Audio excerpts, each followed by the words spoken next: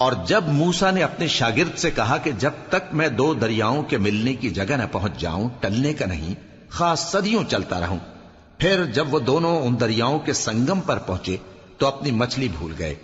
پھر اس مچھلی نے دریا میں سرنگ کی طرح اپنا رستہ بنا لیا۔ جب آگے چلے تو موسیٰ نے اپنے شاگرد سے کہا کہ ہمارا کھانا لاؤ، اس سفر سے ہم کو بہت تکان ہو گئی ہے۔ اس نے کہا کہ بھلا آپ نے دیکھا کہ جب ہم نے اس چٹان کے پاس آرام کیا تھا تو میں مچھلی وہیں بھول گیا، اور مجھے آپ سے اس کا ذکر کرنا شیطان نے بھلا دیا، اور اس مچھلی نے عجیب طرح سے دریا میں اپنا رستہ بنایا۔ موسیٰ نے کہا یہی تو وہ مقام ہے جسے ہم تلاش کرتے تھے۔ تو وہ اپنے پاؤں کے نشان دیکھتے دیکھتے لوٹ گئے۔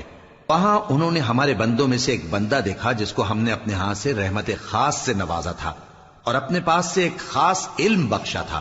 موسیٰ نے ان سے جن کا نام خضر تھا کہا کہ جو علم اللہ کی طرف سے آپ کو سکھایا گیا ہے، اگر آپ اس میں سے مجھے کچھ بھلائی کی باتیں سکھائیں تو میں آپ کے ساتھ رہوں۔